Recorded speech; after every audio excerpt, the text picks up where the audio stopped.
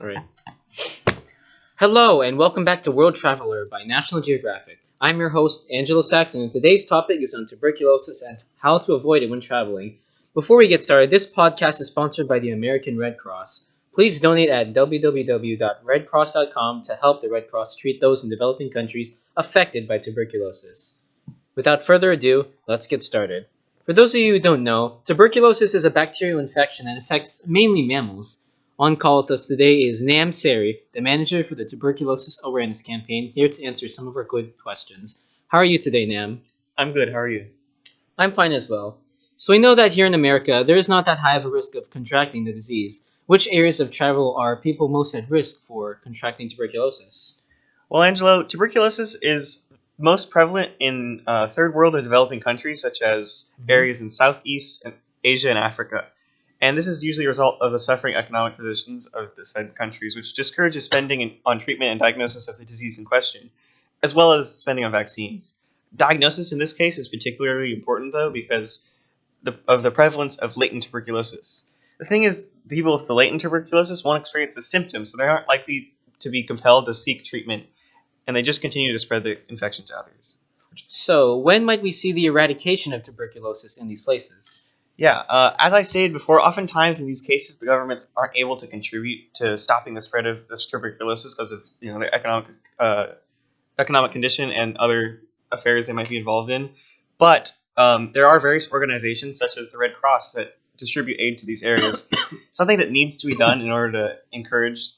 Something needs to be done in order to encourage people to seek out stopping the disease on their own, though. This could involve a larger emphasis on education about the disease. And, of course, the governments have to set aside as much money as they can out of their budgets. They have to get involved to help administer nationwide treatment and prevention to force people to, start thinking about the disease and the treating. So, how do people generally contract tuberculosis? Are there any specific behaviors that people need to be aware of, or? Yeah. So, both coughing and sneezing are some of the largest contributors to the spreading of the disease. Tuberculosis mainly affects the lungs, so any methods to get the pathogen in the air, like the coughing and sneezing, to get the pathogen in the air and into your respiratory system puts you at risk for the disease.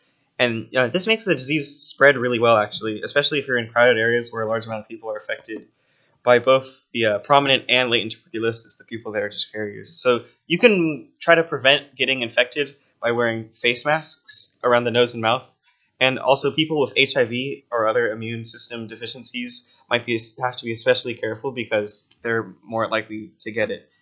This is incredibly important because, your immune system is your first line of, and basically your only line of defense, natural line of defense against tuberculosis.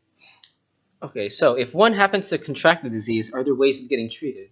There is, luckily. The primary method to treat tuberculosis is the use of various, like a serum of antibiotics over several month period, so you have to use a few antibiotics consistently.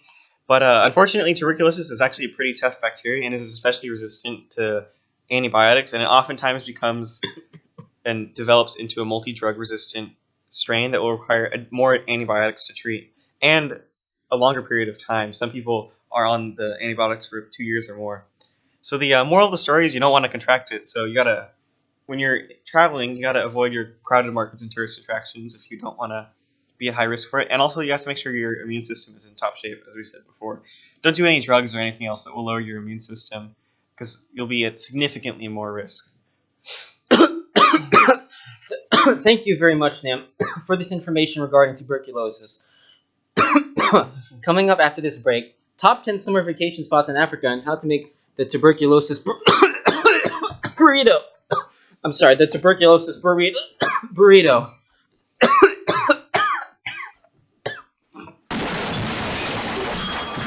Excellent.